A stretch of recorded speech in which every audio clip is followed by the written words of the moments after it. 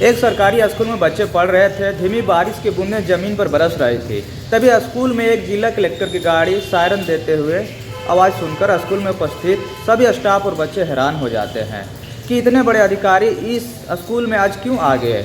इनकी गाड़ी से जिला कलेक्टर उतरते हैं और डायरेक्टर प्रिंसिपल के ऑफिस में पहुंच जाते हैं। ऑफिस में पहुंचकर वे एक टीचर के बारे में जानकारी लेते हैं जिनका नाम शीतल होता है। शीतल सर के बारे में जैसे है वो जिला कलेक्टर जानकारी लेते हैं तो प्रिंसिपल भी हैरान रह जाते हैं कि इतने बड़े अधिकारी एक मामूली से टीचर में इतना बड़ा इंटरेस्ट क्यों हो रहा है। तो उनसे पूछ लेते हैं कि साहब आपको उनसे क्या काम है। जिला कलेक्टर साहब कहते हैं कि मुझे उनसे कुछ रुपये लौटाने हैं, इसलिए उनके बारे में जानकारी कर रहा हूँ।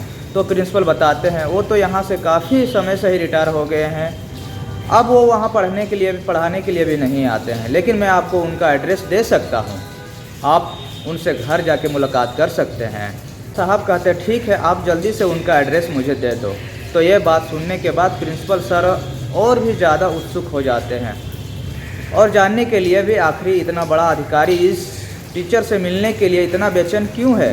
फिर से वह पूछ लेते हैं कि अपने बारे में कुछ बताओ, क्यों आप शीतल सर से मिलने के लिए आए हो, उतावले हो रहे हो, कितना पैसा आपने उनसे रखा था। इसके बाद जो जिला कलेक्टर होते हैं एक कुर्सी पर बैठ जाते हैं और अपनी कहानी प्रिंसिपल सर को बताने लगते हैं कि साहब वो बताते हैं कि सर कुछ सालों पहले मैं इसी स्कूल में पढ़ा करता था। एक दिन क्लास में शीतल सर ने सभी स्टूडेंट से एक सवाल पूछा कि आप तुम सभी को 100 रुपये मिल जाए तो तुम उन 100 रुपयों को क्या करोगे। तो इस सवाल के जवाब में सभी ने अपने अपने तरह से जवाब दिए। कुछ स्टूडेंट ने तो कहा कि सर हम उन पैसों की चॉकलेट खाएंगे, तो कुछ ने कहा हम उन पैसों से झूला झूलेंगे, तो कुछ वीडियो गेम खरीदने की बातें कर रहे थे, कुछ ने के लिए उन पैसों के खिलौने खरीदने की बातें कर रहे थे। तो जब मेरे नंबर आया तो मैंने कहा कि सर मैं तो उन पैसों के अपनी माँ के आँखों का चश्मा बनवा दूँगा, क्योंकि वह जब दूसरों के कपड़ों की सिलाई करती है तो आंखें कमज़ोर होने के कारण उन्हें थोड़ा कम दिखाई पड़ता है और अक्सर उनके हाथों में सुई चुभ जाती है। अब इस बात को सुनने के बाद शीतल सर अपनी कुर्सी छोड़कर मेरे पास आते हैं और मुझसे कहते हैं कि बेटा ऐसा क्यों, तुम्हारी माँ की आँखों के लिए चश्मा तो तुम्हारे पिताजी भी बनवा दे सकते हैं, तुम्हें उन पैसों से उनके लिए खेलने का खिलौना क्यों नहीं खरीद लेते बस सकते हो। तो उनके बाद वो लड़का कहता है कि आप एक जिला कलेक्टर बन चुका था। सर मेरे पिताजी की मृत्यु हो चुकी थी, मेरे बचपन में ही हो गई थी। पिताजी के गुजरने के बाद मेरी माँ ने मेरा पालन पोषण किया, मुझे खिलाया पढ़ाया, मुझे पिताजी के आद नहीं आने दिया। वहीं मुझे पढ़ा लिखा रही है और दूसरों के घरों में काम करके मेरे कपड़ों की सिलाई करके मेरा पूरा खर्चा करती है। उनकी आँखें अब थोड़ा कमज़ोर हो चुकी है, तो अगर उनकी आंखों के लिए चश्मा बनवा जाए तो सुई धागे डालते समय उनके हाथों में नहीं चुभेगी। अब इन सब बातों को सुनकर शीतल सर बहुत ही भावुक हो जाते हैं और बड़े ही प्यार से उन बच्चों को अपने गले से लगा लेते हैं और कहते हैं कि बेटा जो जवाब आज तुमने दिया है उससे पता चलता है कि तुम अपनी माँ से कितनी मोहब्बत करते हो और बहुत ज़्यादा मोहब्बत करते हो। जहाँ तक मेरा अनुमान है तुम अपनी ज़िंदगी में एक बहुत बड़े इंसान बनोगे। उनके इस बात से शीतल सर उस बच्चे को 100 रुपये के बजाय 200 रुपये दे देते हैं और कहते हैं बेटा ये 100 रुपये मैं तुम्हें अपने वादे के अनुसार दे रहा हूँ और जो 100 रुपया और मैं एक्स्ट्रा दे रहा हूँ अपनी माँ की जेब में रख लो, तुम्हारे पास पैसे हो जाएंगे तो तुम्हें मुझे लौटा देना। इसके बाद कलेक्टर साहब बताते हैं कि सर उस दिन जब मुझे उसे पैसा मिला मदद की थी तो स्कूल में फ्री का ड्रेस मिला करती थी और मुझे फ्री में पढ़ने की किताबें दिला करते थे, कभी कभी मुझे पहनने के लिए जूते भी दिलाए थे। उसके बाद बहुत एहसान मुझ पर है, मेरी कामयाबी के पीछे शीतल सर का बहुत बड़ा हाथ है और इसी वजह से आज मैं उनसे मिलने के लिए आया हूँ, उनके पैसे लौटाने के लिए आया हूँ। अब इस बात को प्रिंसिपल सर भी सुनते हैं, वो भावुक हो जाते हैं और इस बात को सुनते हुए कलेक्टर बाबू भी रोने लगते हैं। इसके बाद प्रिंसिपल सर स्कूल के पुराने रजिस्टर में से शीतल सर का एड्रेस निकालकर कलेक्टर साहब को दे देते हैं। उसके बाद कलेक्टर साहब अपनी सरकारी गाड़ी में बैठकर उस दिए गए एड्रेस पर जाने लगते हैं। थोड़ी देर का सफ़र तय करने के बाद वो एड्रेस पर पहुंच जाते हैं, जहां जाकर पता चलता है कि वो यहां से अपना घर बेचकर किसी दूसरे शहर में शिफ्ट हो गए हैं। ये तो बहुत दुविधा वाली बात हो जाती। पास पड़ोस वाले से जानकारी की तो उसका वर्तमान एड्रेस भी मिल जाता है। उसके बाद कलेक्टर साहब उस शहर के लिए निकल जाते हैं। थोड़ी देर बाद वो शहर में भी पहुंच जाते हैं और बताए हुए एड्रेस के मुताबिक एक घर का दरवाज़ा खटखटाते हैं तो अंदर से एक लड़का बाहर आकर बोलता है कि जी बताइए आपको किससे मिलना था। उसके बाद कलेक्टर साहब कहते हैं कि मुझे शीतल सर से मुलाकात करनी थी, क्या शीतल सर घर पर यही है। अब इस बात को सुनकर शीतल सर का लड़का हैरान हो जाता है, क्योंकि जो बाहर आता है वो शीतल सर का लड़का ही होता है। वो सोचने लगता है कि आखिर इन्हें पिताजी से क्या काम है, क्योंकि शीतल सर का लड़का बिल्कुल भी अच्छे स्वभाव का नहीं होता है। उसने अपने पिताजी को घर से बाहर निकालकर एक वृद्धाश्रम में छोड़ दिया था। वह खुद अपनी पत्नी और बच्चों के साथ इस घर में रहता था, लेकिन अपने पिताजी को एक वृद्धाश्रम में छोड़ रखा था। करीब 3-4 सालों से वह अपने पिताजी से मिलने भी नहीं गया था। उसे कोई खबर नहीं थी कि पिताजी अब कैसे हैं, जिंदा भी है या नहीं। तो वह पूछता है कि आपको बाबूजी से क्यों मिलना है, क्या काम है। तो कलेक्टर साहब कहते हैं कि मुझे उनके दिए हुए रुपये लौटाने हैं, इसीलिए सिलसिले में मैं उनसे मिलना चाहता हूँ। तो पैसे की बात सुनकर के दिल में लालच आ जाता है। वो कहता है कि जो कुछ भी पैसे हैं मुझे दे दीजिए, मैं उससे पैसा दे दूंगा, उनका इकलौता बेटा हूँ।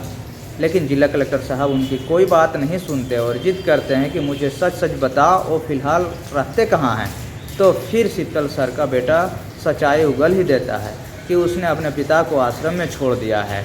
अब कलेक्टर साहब उनके नालायक बेटा से वृद्धा आश्रम का पता पूछते हैं और तुरंत वृद्धा आश्रम पहुँच जाते हैं। वहाँ पहुंचकर वे वृद्धा आश्रम के मैनेजर से बात करके शीतल सर के बारे में पूछते हैं और उनसे शीतल सर के कमरे का नंबर पता चल जाता है। कलेक्टर साहब अपने सिक्योरिटी गार्ड को वहीं रोककर खुद अकेले ही उस कमरे में जाते हैं।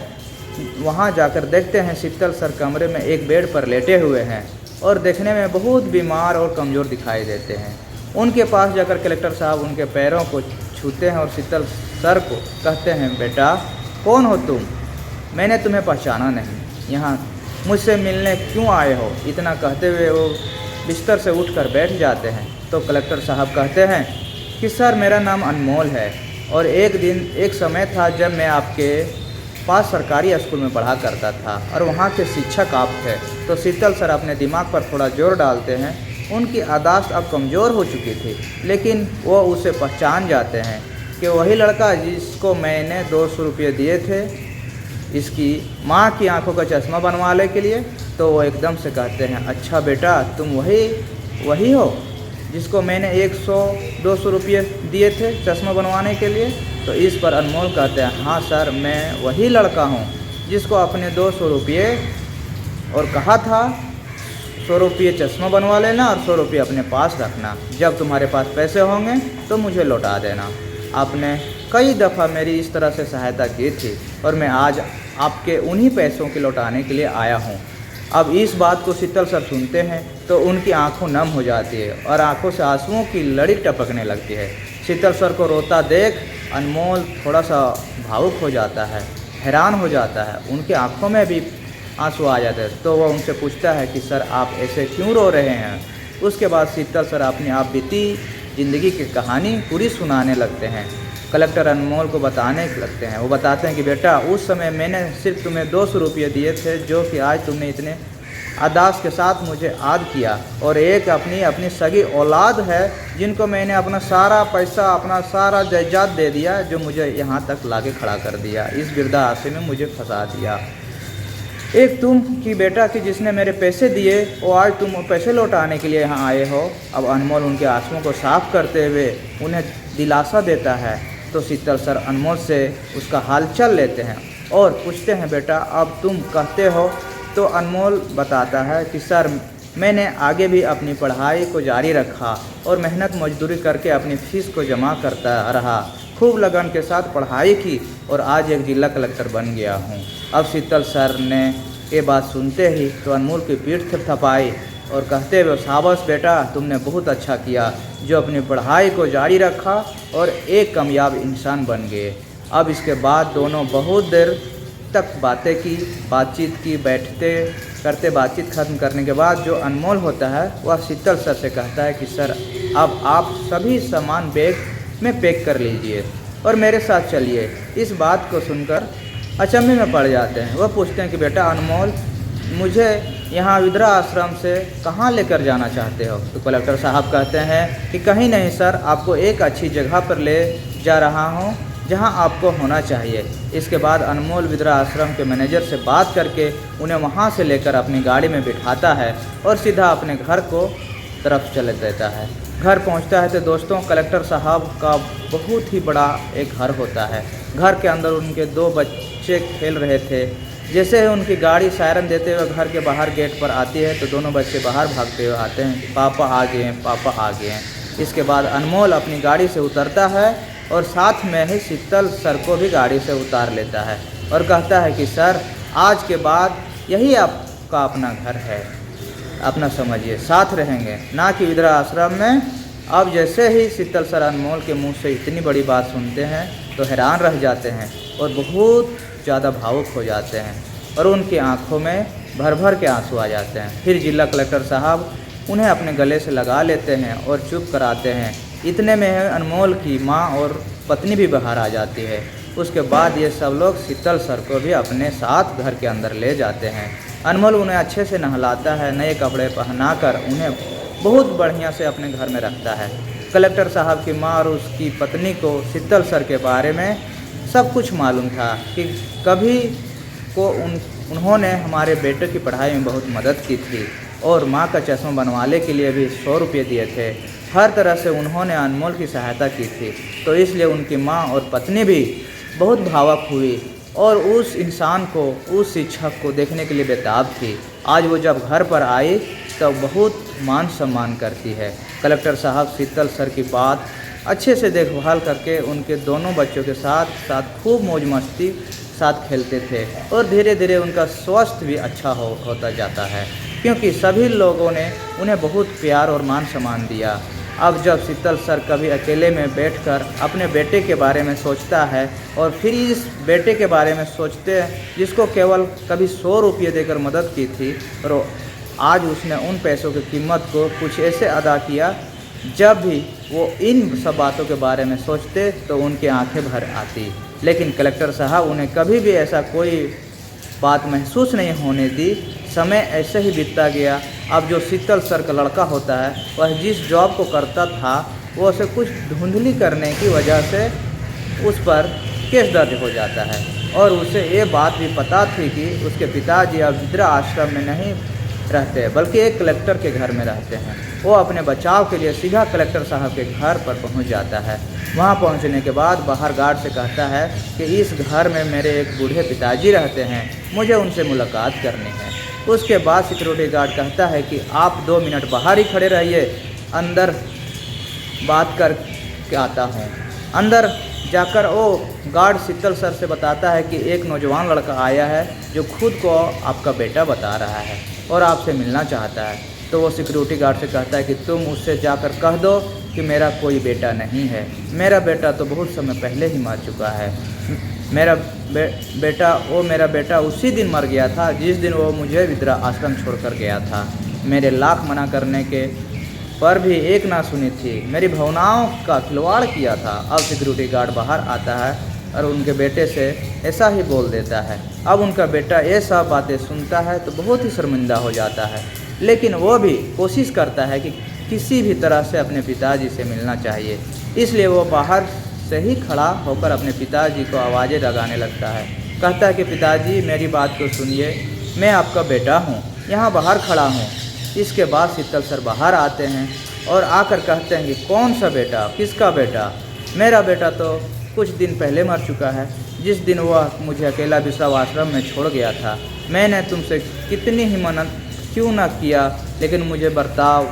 लेकिन तुमने मेरी एक ना सुनी थी। तो फिर आज यहाँ क्यों चले आए? मैं किसी का बाप नहीं हूँ, लेकिन पिताजी मैं एक केस में बुरी तरह फंस चुका हूँ। पुलिस मेरे पीछे पड़ी है, मुझे सलाखों के पीछे डाल देगी। सिर्फ आप ही एक व्यक्ति है जो मेरी जान बचा सकते हैं। आप कलेक्टर साहब को बोलकर मुझे इस केस से बाहर निकलवा दीजिए। लेकिन शीतल सर कहते हैं ये तेरे बुरे कर्मों की सज़ा है जो आज तुझे भगवान ने दे दी है, इसमें हमारा कोई दोष नहीं है। जो तुम ही करना पड़ेगा। इसका शीतल गार्ड ने कहता है, इसे यहाँ से धक्का मारकर बाहर निकाल दो, ऐसे मुजरिम को अपनी दलील पर भी ना रोको। इसके बाद वो वहाँ से चला जाता है और शाम को कलेक्टर साहब घर वापस लौटते हैं तो उन्हें भी सारी बातों का ख्याल चलता है। आज शीतल सर का बेटा उनका यहाँ मिलने आया था और उन्होंने उसे वहाँ से धिक्कारते हुए भगा दिया था। कलेक्टर साहब को जब इससे पहले ही पता था कि उनका बेटा अच्छा इंसान नहीं है, इसलिए वह इस केस में कोई दिलचस्पी नहीं लेते हैं और बात को ऐसे ही जाने देते हैं।